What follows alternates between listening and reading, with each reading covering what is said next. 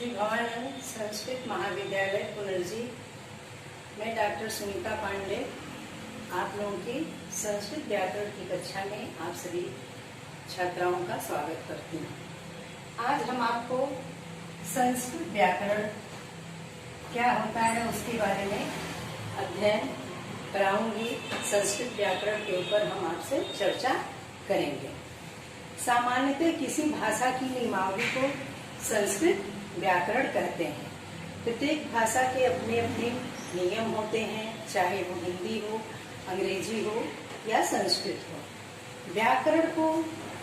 व्याकरण दो शब्दों के योग से बना है। वी दूसरा है आकरण, अर्थात वी धन आकरण। वी का तात्पर्य होता है विशेष, वी का तात्पर्य विशेष और आकरण का तात्पर्य धारण करना। अर्थात जब हम किसी भाषा का विशेष से अध्ययन करते हैं या धारण करते हैं वह व्याकरण कहलाता है। दूसरे अर्थों में कह सकते हैं कि किसी भी भाषा के सुव्यवस्थित, सुसंगत, क्रमबद्ध एवं नियमबद्ध अध्ययन व्याकरण है। व्याकरण स्वयं अपना नियम बनाकर भाषा को उनके अनुसार चलने के लिए बाध्य नहीं करता, बल्कि व्याकरण भाषा के प्रचलित रूपों में से ही नियम को ढूंढ करके नियमावली बनाता है। संस्कृत व्याकरण की कल्पना महर्षि पाणिनि के द्वारा हुई है। महर्षि पाणिनि जो है दाक्षी, इनके माता का नाम दाक्षी था। दाक्षी पुत्र पाणिनि।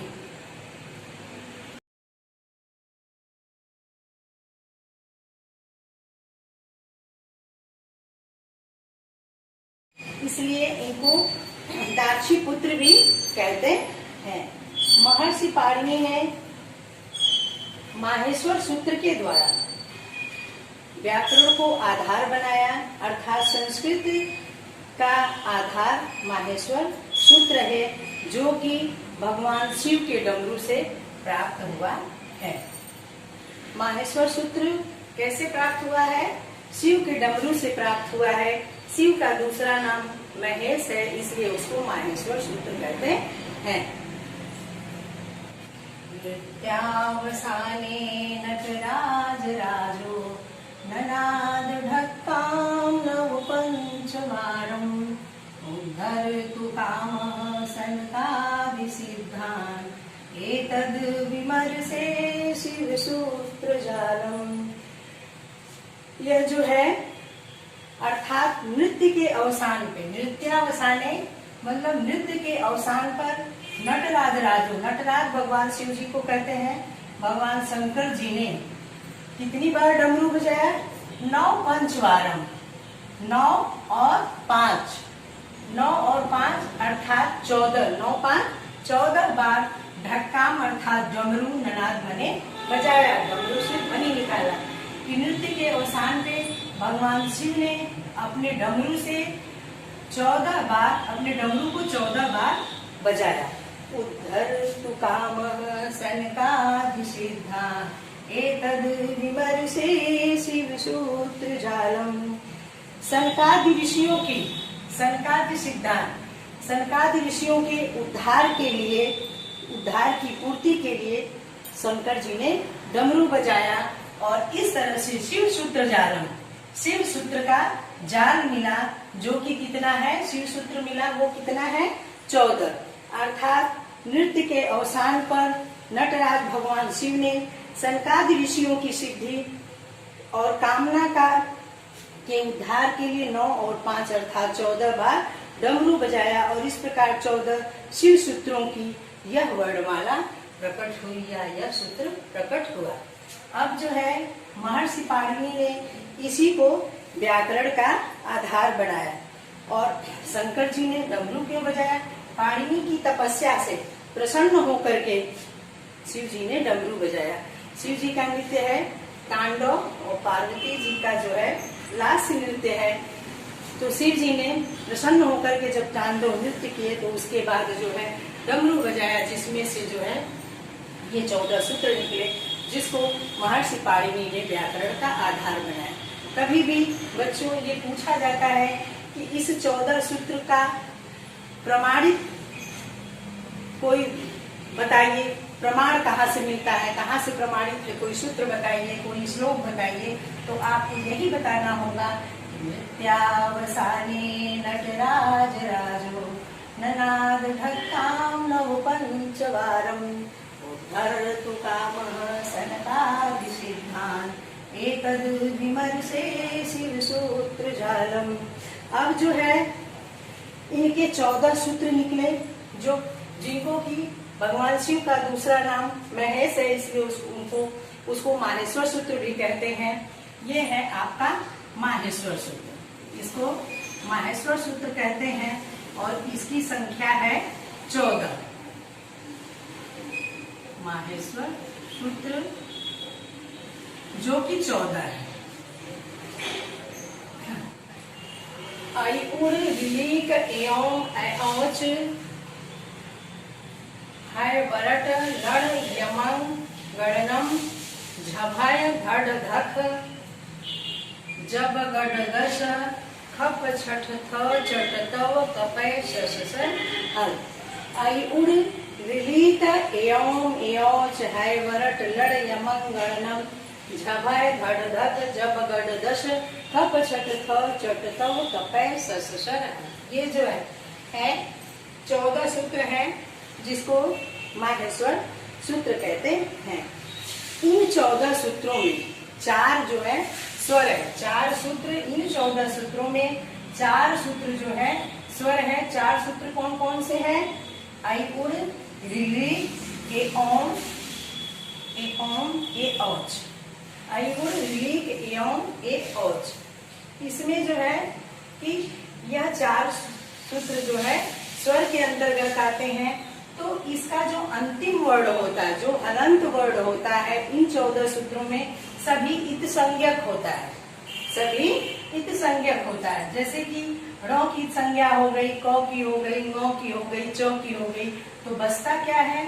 अ ई उ री री ए ओ ऐ ओ।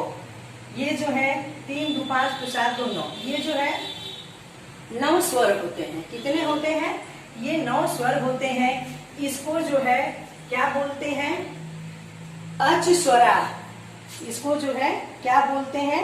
अच स्वरा। इन स्वरों की जो है अच संज्ञा होती है, इन स्वरों की अच संज्ञा होती है, इसलिए जो है मतलब स्वर संज्ञा हुई, इसलिए इसको जो है अच संज्ञा बोलते हैं, स्वर संज्ञा बोलते हैं। और इसका सूत्र है स्वरों के लिए अच स्वरा। जैसे अच स्वरा, अच स्वरा बोलते हैं।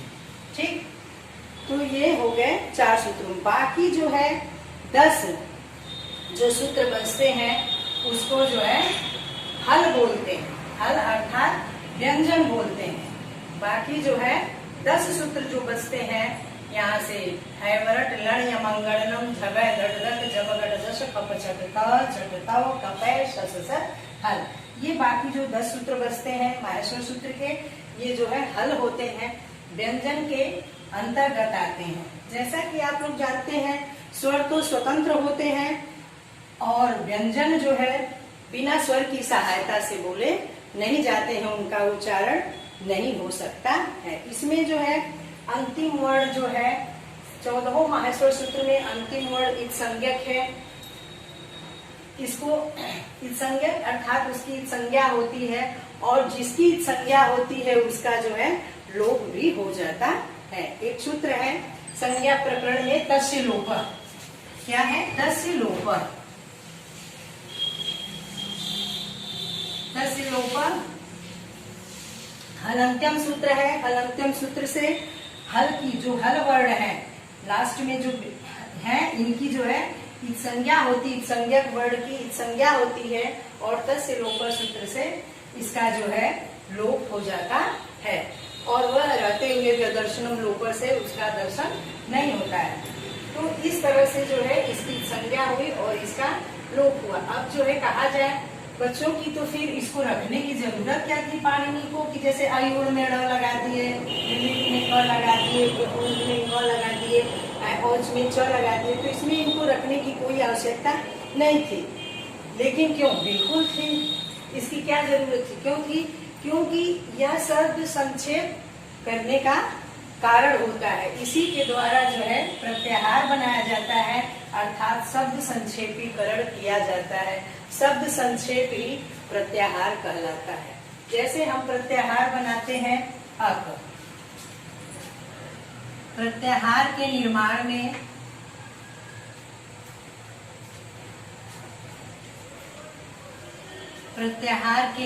में सहायक होता है,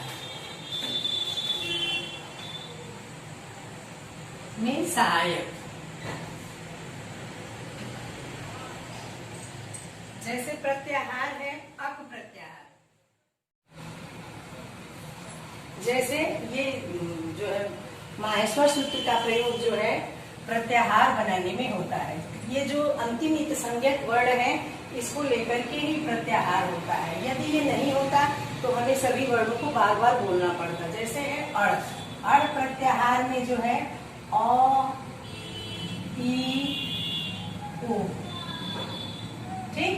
और अच प्रत्याहार में ऐसे ही है अक में जो है अ ई उ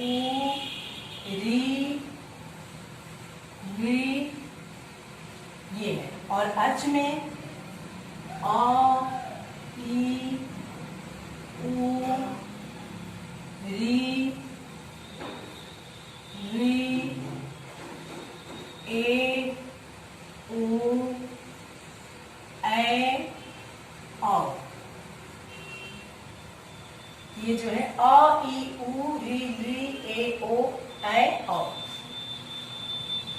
इसमें जो 9 वर्ण। तो इससे लाभ क्या हुआ, जो एक संज्ञक वर्ण है अगर उसको महर्षि पाणिनि नहीं रखते तो बार बार उसके अंदर के सभी वर्णों को बोलना पड़ता। जैसे अड़ में अ ई उ तीनों वर्णों को बोलना पड़ता, अक में अ ई उ री, अच में अ ई उ री ए ओ ए औ, ये सभी सब वर्णों को बोलना पड़ता है। इसलिए उन्होंने जो है शब्द प्रत्याहार का मतलब एक शब्द संक्षेप कर दिया कि उसको बना करके हम जो है अड़ बोलते हैं, अक बोलते हैं, अच बोलते हैं, हल बोलते हैं। इससे हमें जो है उसके अंदर के सभी वर्णों का बोध हो जाता है और हम जान जाते हैं। तो प्रत्याहार जैसे कि अक प्रत्याहार है, अभी हम दीर्घ संधि पढ़ते हैं, तो उस बच्चों हम आप लोग के उज्जवल भविष्य के लिए इस वीडियो को बनाई। धन्यवाद।